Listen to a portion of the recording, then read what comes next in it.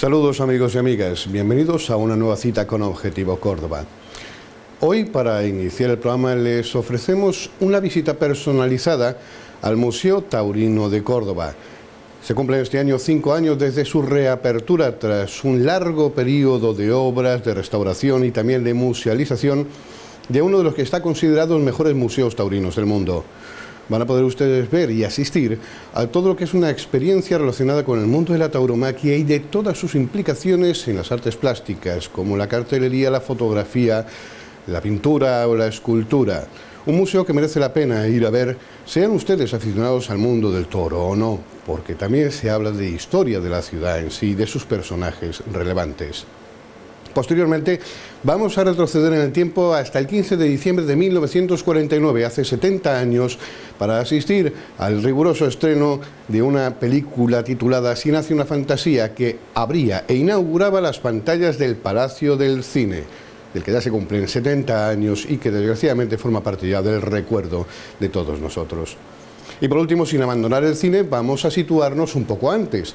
En esta ocasión, el 31 de diciembre de 1947, se producía en Córdoba, en el Cine Góngora, el estreno de una película que iba a levantar mucha polvareda en los años sucesivos, Hilda, con la famosísima Rita Hayworth. Espero que les guste el programa.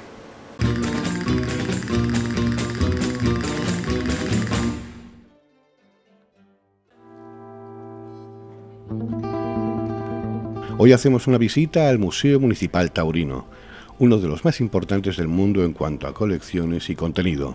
La idea de crear un museo municipal de estas características surgió hace más de un siglo para agrupar en un mismo espacio la rica colección de objetos artísticos pertenecientes al Ayuntamiento de Córdoba. No sería hasta 1952 cuando se aprobaría la propuesta del alcalde Antonio Cruz Conde de adquirir un edificio para la creación del museo local.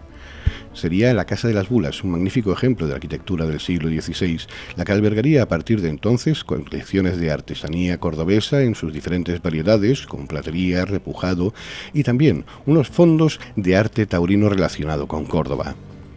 Este museo se inauguraría el 28 de mayo de 1954 y estuvo durante 26 años abierto, aunque se cerró al público en 1981 para hacer una renovación tanto del edificio como de sus colecciones.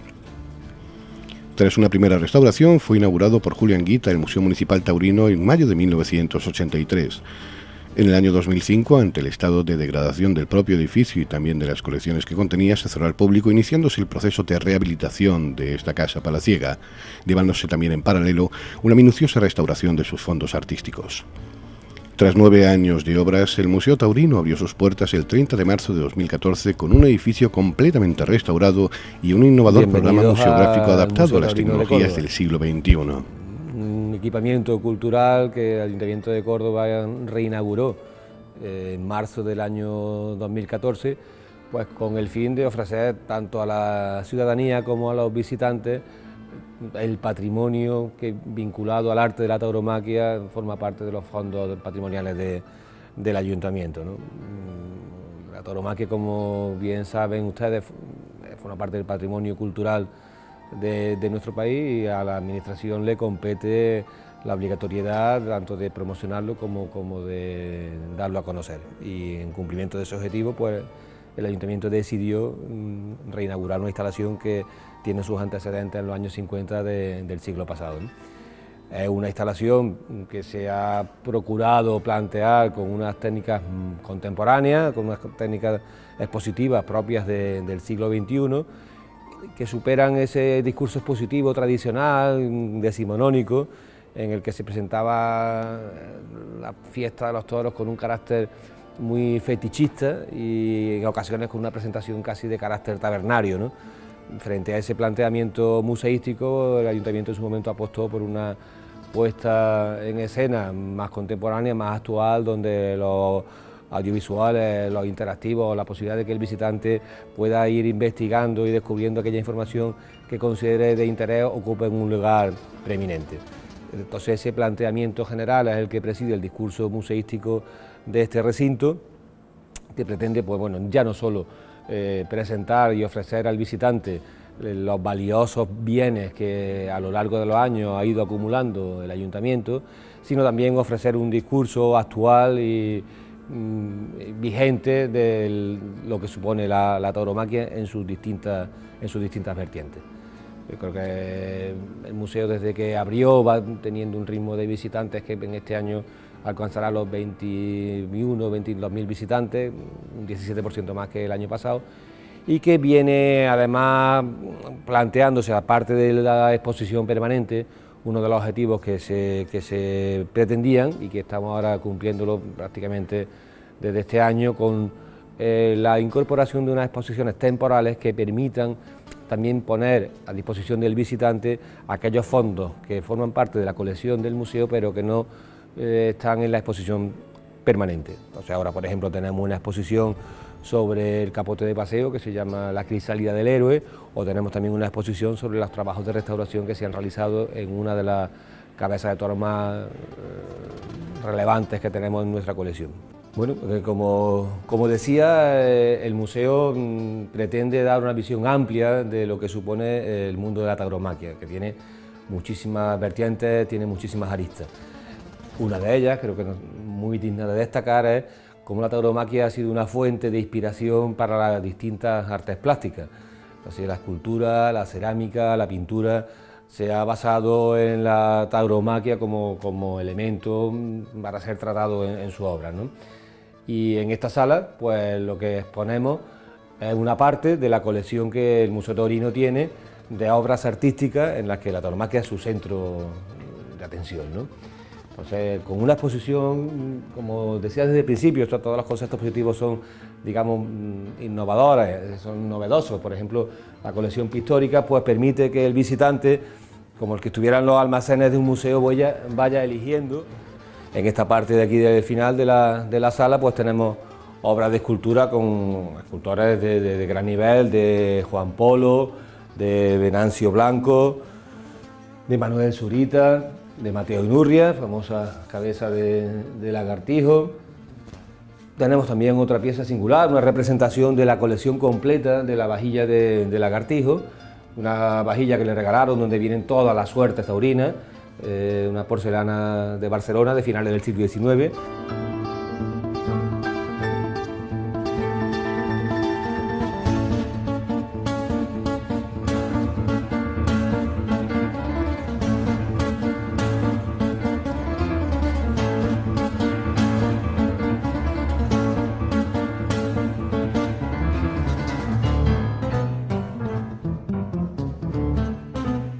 Una parte importante del museo que he obligado a destacar es el edificio que lo alberga. El edificio es un edificio histórico con una categoría tremenda y con una restauración verdaderamente brillante que ha permitido pues, poner en valor todos los espacios que lo ocupan, además con la ventaja de que ha sido diseñado completamente accesible. Para todo el personal con problemas con personas con movilidad reducida pueden acceder a todas las salas del museo. Creo que ha sido una recuperación de un bien emblemático para la ciudad de Córdoba que aporta un valor añadido, un plus a la colección taurina del museo, ¿no? Entonces, ya no solo por los bienes que presentamos al visitante, sino por las propias características arquitectónicas y de restauración del edificio merece la pena la visita. En el espacio que estamos ahora, muchos que hayan visitado el antiguo museo les sonará, porque aquí tenemos una parte de la gran colección que el ayuntamiento tiene de carteles de feria, de carteles taurinos, pues del siglo XIX y del siglo XX, bocetos de autores como Julio Romero de Torres y otros autores de prestigio. Es una colección extraordinaria, muy bien conservada además, que ha sido objeto de restauración en los últimos años, que es una parte que también es importante que hay que destacar. La apertura del museo, la reapertura en el año 2014 fue precedida de una importante labor de restauración de gran parte de los bienes, ya no solo los expuestos, sino también los que forman parte de la colección no permanente. Ese trabajo de restauración es digno de que se conozca porque en muchas ocasiones pasa desapercibido porque uno ve las piezas y piensa que siempre están así. No, las piezas están también porque durante el año se van haciendo trabajos de conservación y de restauración. Y esta parte es una de las partes, digamos, también más emblemáticas del museo, que para muchas personas tienen un recuerdo del anterior equipamiento, ¿no? En el mundo del toro, de la tauromaquia, intervienen distintos elementos. Posiblemente el más importante de todos sea el toro. El toro es el que da razón de vida, razón de ser al mundo de la tauromaquia, y tiene, como es lógico, su propio espacio dentro del museo, en el que se presenta la evolución que desde el Uro hasta el toro de Lidia, que conocemos tal y como lo conocemos hoy, ha tenido a lo largo de la historia. En este espacio se presentan cabezas de toro que han sido parte de la historia de la tauromaquia del siglo XIX y del siglo XX, incluso algo del siglo XXI. Se presenta también la importancia y la trascendencia del toro tiene en cuanto al mantenimiento de determinada forma de vida en el campo, ¿no? La dehesa difícilmente sería entendible tal y como hoy la conocemos si no existiese la ganadería de reses bravas, que en gran parte se dedican pues justamente a eso, a mantener un hábitat, que el toro de Lidia es el que posibilita su mantenimiento, su conservación. Y esa parte que hoy tanto se habla de la España vaciada, en ocasiones y en determinadas zonas, un punto de empuje y de sostenimiento radica tanto en el mantenimiento de la dehesa como en la ganadería de reses bravas. Y este espacio está dedicado al toro en su máxima expresión. Aquí hay cabezas de toros preciosas, magníficamente restauradas, y ahora precisamente también dentro, como decía, de esta actividad de dinamización que tiene el museo, tenemos una exposición temporal que consiste en la presentación de otro trabajo de restauración que se ha hecho, que es la cabeza del toro Mirador, con el que tomó la alternativa Manolete en el año 1939 en Sevilla. El toro, como decía antes, el trabajo de restauración es importantísimo para mantener el patrimonio en condiciones, y el restaurador municipal pues ha hecho un gran trabajo en esta escultura, porque una cabeza de este tipo no deja de ser una escultura y tiene tal tratamiento. Estaba en un estado de conservación ya deteriorado por el paso de los años y bueno, ha recuperado, digamos, toda su vitalidad, entre comillas. Esta restauración se ha hecho en primer lugar porque era necesario, y en segundo lugar porque quería hacer la aportación, el granito de arena que quería aportar el museo en este año 2019, en el que se cumplía 80 años de la alternativa de Manolete. Entonces, el visitante que de ordinario pueda venir al museo, esto no lo ha visto y puede volver a verlo, porque merece la pena, con un vídeo explicativo en el que se expone todo el proceso de restauración seguido hasta conseguir el resultado final. Junto a este trabajo, pues bueno, también tenemos toros que hicieron historia, de distintas ganaderías, del año 1881, de 1900, en fin, todos legendarios con su propia historia, ¿no? Y una explicación también de lo que supone el toro, la dehesa y su hábitat.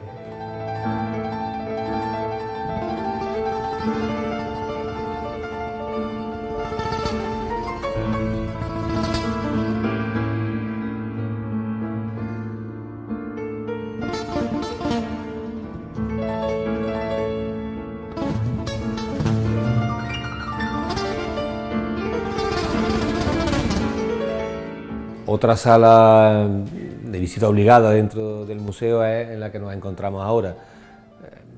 La catalogaría casi más como un santuario que como una sala.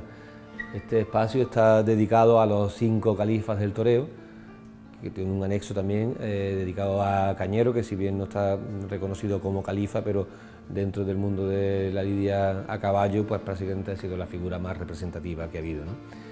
Y aquí pues hay una pequeña semblanza histórica de cada uno de los 5 califas, de Lagartijo, de Guerrita, de Machaquito, de Manolete y del Cordobés, acompañado con alguna fotografía, con algún cuadro y con una colección que está visible a través de un audiovisual de las distintas fotografías que tenemos, de la múltiple colección que forma parte de la fototeca taurina municipal. El esquema expositivo se repite para los 5 califas con el fin de que tuviese un tratamiento homogéneo, y casi todos tienen pues un vestido de torear que se restauró específicamente en el año 2014 con unos maniquíes hechos a medida del vestido. Normalmente el vestido se hace a medida de quien lo va a llevar, en este caso se tuvo que hacer el procedimiento inverso, hacer el maniquí a medida del vestido para facilitar la conservación. Esto es muy importante, ¿no? porque en épocas pasadas no se tenía este rigor y las piezas podían sufrir un deterioro, y aquí en este caso pues tanto la temperatura, la humedad, la iluminación está completamente regulada y está medida parametrizada para que no sufran ningún tipo de daño. En cada califa pues tenemos un audiovisual en carrusel donde se van exponiendo tanto en español como en inglés fotografías de los hitos más importantes de la vida de cada uno de los protagonistas, ¿no? Y una semblanza histórica de los hitos más importantes de su carrera taurina. Verdaderas joyas del vestido torear, como este de Machaquito o la Montera, y algunos cuadros que están ahora mismo puestos aquí en esta sala, que forma parte de la exposición permanente, y otros se han bajado a la exposición temporal que tenemos ahora sobre el capote de paseo.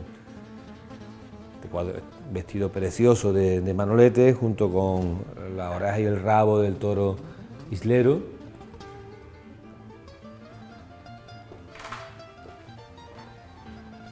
Fotografías del álbum, digamos, familiar y taurino de Manolete, de la vida también del cordobés, de su trayectoria.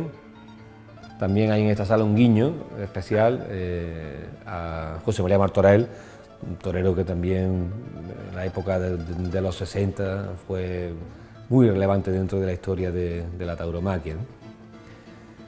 Y tenemos también de Lagartijo, primer califa del toreo. Como explicaba al principio, podíamos haber optado por el modelo, yo digo, decimonónico, de exposición de un montón de fotografías enmarcadas, cada uno y recargando y abigarrando las paredes. Se optó por un método más actual, que es representarlo todo a través de interactivos que se van accionando a medida que el visitante se acerca quiere tener más información de cada uno de los protagonistas de este espacio, ¿no?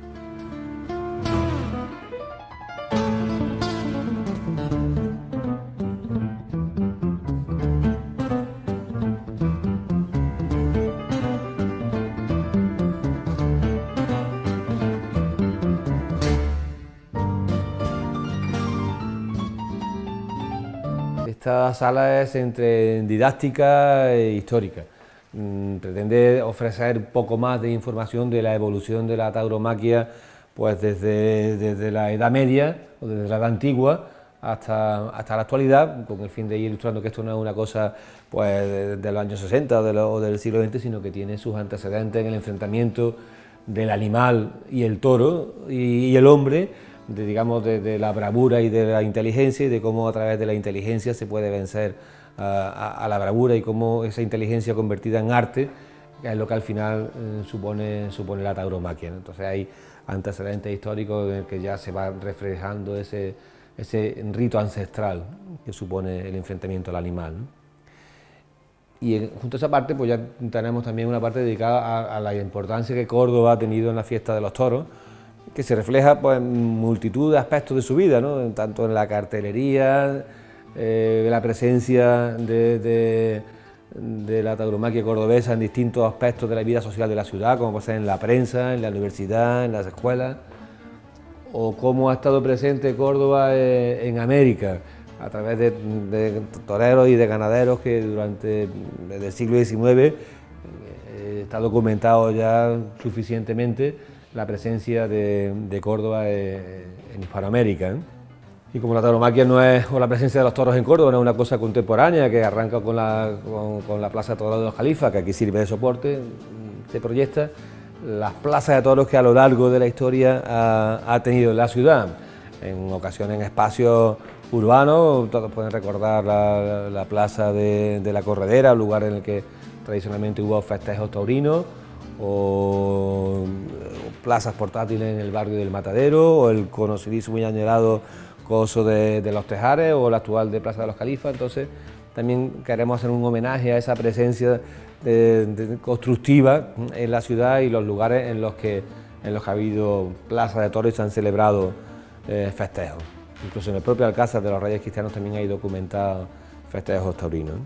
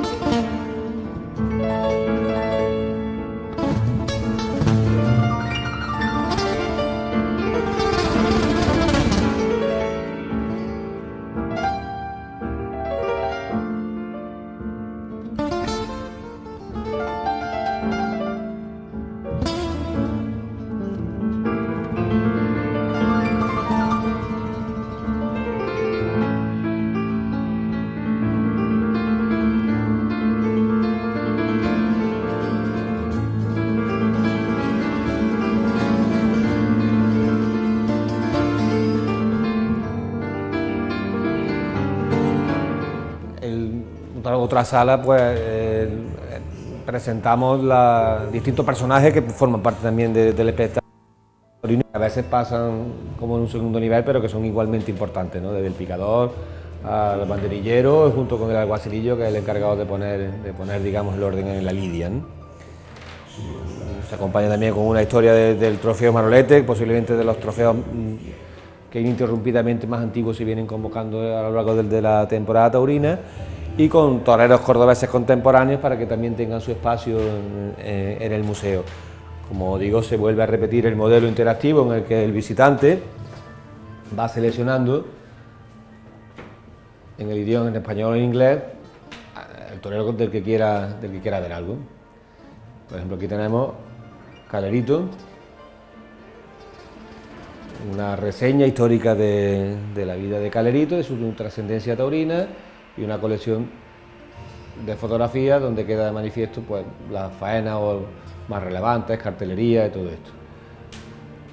Y así, pues, se va eligiendo Antonio José Galán, por ejemplo, Chiquilín, Finito de Córdoba, José Luis Moreno. Quien esté interesado, pues aquí ya puede leer una semblanza y un reportaje fotográfico de cada uno de ellos.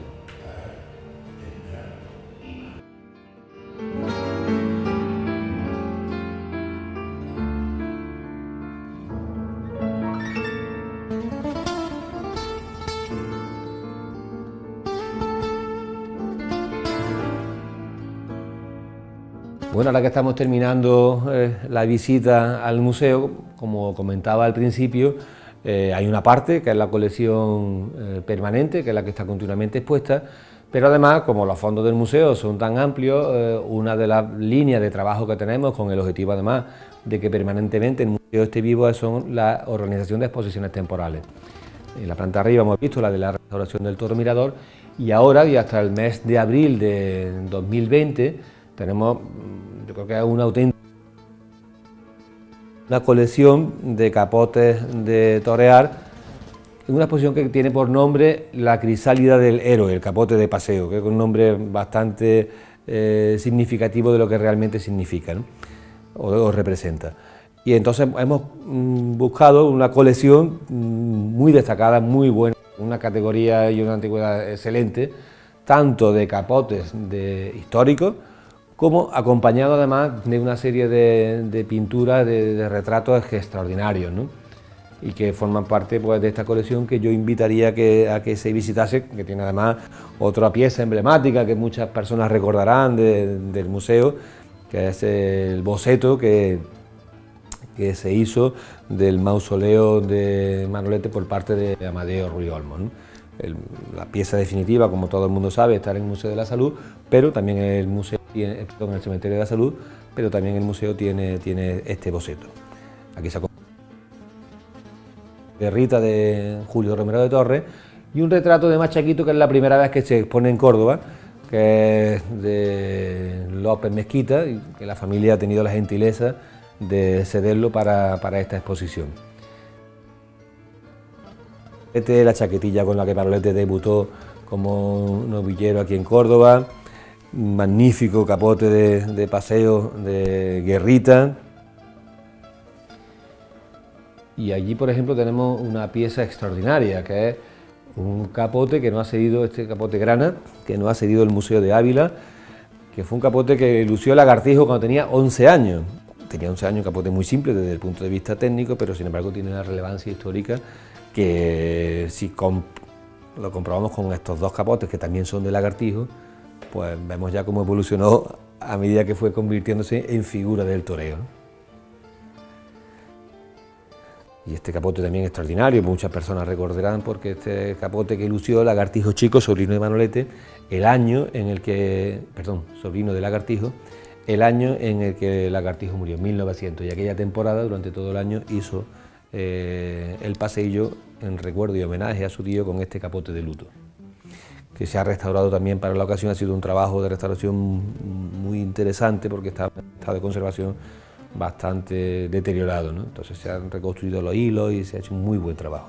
Las artes populares del bordado, como muchas veces los motivos se repiten, aquí tenemos esta especie de clavel que se repite en este extraordinario y magnífico mantón de Manila, propiedad de Blanca del Rey, que también ha tenido la gentileza y la amabilidad de cedérselo al museo para esta exposición. Contraponemos dos técnicas de bordado sobre dos piezas distintas, pero con un significado muy parecido. Un retrato aquí del cordobés, que forma parte de la colección del museo, la montera de Manolete, la montera de Guerrita.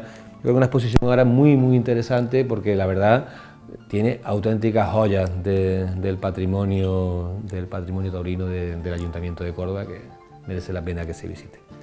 Esta exposición, pues, tendrá el año que viene continuidad con otras temporales, con el fin de que siempre haya un motivo para poder venir al museo, al que lo haya visto por primera vez, pues poder volver a repetirlo.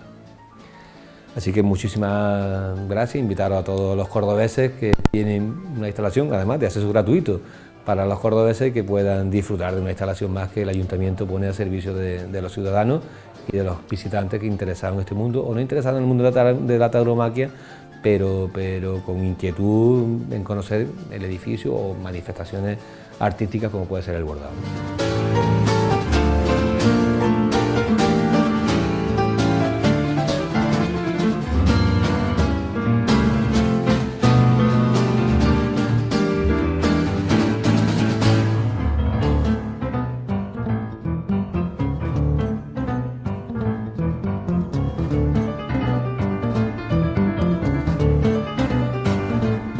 Nos despedimos del Museo Taurino después de haber efectuado esta visita para conocer más en profundidad la vastísima colección de fondos que alberga en su interior.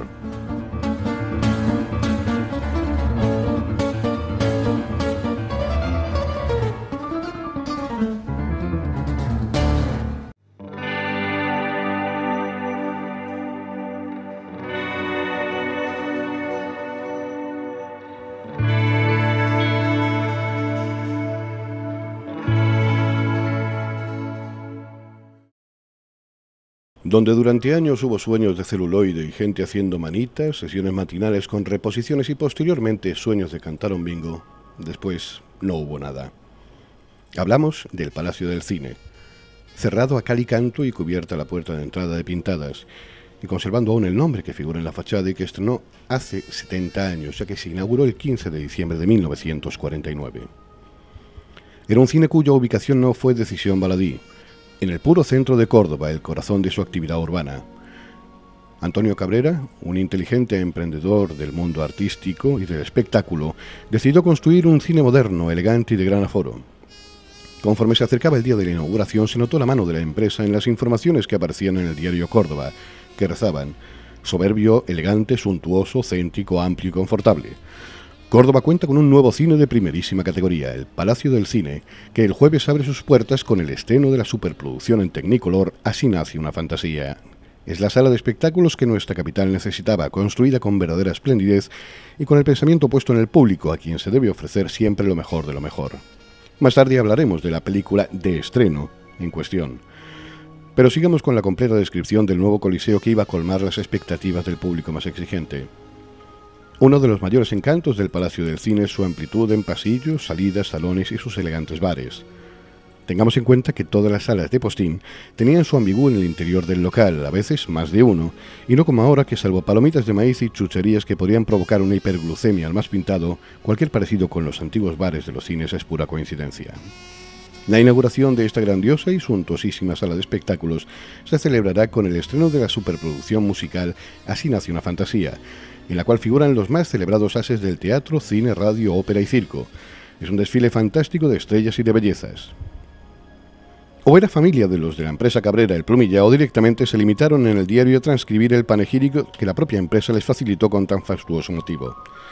Algo nada raro, ya que en el mismo Córdoba de aquellos años se ha podido leer una crítica desfavorable a una película y en días siguientes otra que la ponía por las nubes. Imagínense lo que sería con la apertura de un nuevo local en juego. A juzgar por los supremos atractivos del Palacio del Cine, estamos seguros de que será a partir del jueves el punto de reunión de las más distinguidas familias cordobesas, que ya cuentan con una sala elegante, suntuosa, magnífica en todos sus detalles. Por la pantalla del Palacio del Cine desfilarán los estrenos de más éxito de las principales productoras norteamericanas y nacionales, en una escrupulosa selección artística. A pesar del coste elevadísimo a que se ha elevado la construcción del Palacio del Cine, en sus funciones cinematográficas regirán precios al alcance de todos, decía el Plumilla en cuestión. El precio de las entradas se estableció en 8 pesetas la butaca para la sesión inaugural, precio elevado para la época, pero el nuevo local exigía nuevos precios, ya que Antonio Cabrera había llenado la ciudad de rentables cines de verano, pero era necesario buscar un complemento competitivo al veterano Duque de Rivas, también en su poder, frente a la competencia que representaban el cine Alcázar y el Góngora. No obstante, se volvió a los precios populares más adelante. Y hablemos de la película. Según el cronista, la bellísima y original producción en Technicolor Así nace una fantasía. Este film es un alarde de vistosidad, gracia, alegría y dinamismo, una espectacular superrevista. Pues resulta que, a pesar de ser un espectáculo fantástico de luz y color en ininterrumpido desfile de grandiosidad y optimismo, según el Plumilla, era una producción de 1938, algo añeja, teniendo en cuenta que ya iban llegando las producciones norteamericanas a las carteleras con regularidad y a los pocos meses de su estreno nacional. Estaba producida por Goldwyn, eso sí, una garantía, y dirigida por George Marshall, que en su carrera como director tocó todos los palos. Solo el aliciente de los números musicales, el Technicolor y la anunciada presencia de Adolphe Menjou en el reparto y las canciones de los hermanos Gershwin justificaban la presencia en la cartelera de una película que pasó con más pena que gloria por la cartelera, ya que el 18 de diciembre, 3 días después, finalizó su proyección en el Palacio del Cine. Continúa la crónica sobre esta nueva sala. Palacio del Cine. Con este nombre se denominará la nueva sala de espectáculos que dentro de unos días será inaugurada en nuestra ciudad. Dotada del máximo confort y de los más modernos procedimientos, estamos seguros de que el público de Córdoba encontrará muy de su agrado la sala que tanto deseaba. Nada se ha regateado para lograr que en conjunto y por separado cada dependencia o servicio haya merecido un especial estudio para hacerlos confortable, suntuoso y grato. La perfección de las instalaciones, las condiciones técnicas, el gusto y la suntuosidad harán que esta sala sea una de las mejores de España. Era todo un exordio dedicado a la sala por parte del único periódico que había en nuestra ciudad. Y realmente fue una buena sala, acogedora, que incluso tuvo entre sus misiones acoger el concurso de agrupaciones carnavalescas en los años 80, cuando el Gran Teatro estaba siendo remodelado y restaurado concienzudamente. Era el último grito esta sala que ha formado parte de la memoria sentimental de varias generaciones de cordobeses y cordobesas, con sus asientos de color grana y los uniformes del personal de Sastrería Guzmán, Corrían unos tiempos en los que ir al cine era la principal válvula de escape en una ciudad que dormitaba, que se iba desprendiendo de los chinches y el hambre de posguerra y comenzaba a entrar en una relativa modernidad, aunque habría que esperar a la eclosión del cordobés y a la generalización de la televisión para asomarse al mundo. Atrás quedaron hitos de esta sala como los 48 días de exhibición ininterrumpida del último cuplé, que se estrenó el 28 de septiembre de 1957, con la sensación del momento, como era Sara Montiel, suponiendo un exitazo para la empresa, o el sonado, por muy esperado, estreno de Los 10 Mandamientos el 22 de diciembre de 1959, con un precio de 18 pesetas la entrada. Aún faltaban 2 años para que llegara la señal de televisión a Córdoba, y el mayor espectáculo del mundo en esta ciudad, por supuesto, era el cine. Todos esos momentos se fueron desvaneciendo como lágrimas en la lluvia, como diría el replicante Batty de Blade Runner. Y mientras tanto, poco a poco, el Palacio del Cine iba languideciendo junto a la bulliciosa Plaza de las Tendillas, convirtiéndose en un cine de reposiciones con sesiones matinales en los que lo mismo programaban Comando en el Mar de la China que alguna película erótica, de esas que llevaban la calificación S. Se fueron apagando los proyectores, se cerraron los cortinajes, se enmudeció el patio de butacas, desaparecieron los uniformes de los empleados, cediendo la sala su espacio para jugar a los cartones. Y de ahí al cierre definitivo y al olvido, como les pasó a la Isabel la Católica o al Cine Alcázar, y ya no hay cines en el centro de la ciudad, ni en los barrios. Son historias que ocurrieron hace ya 70 años.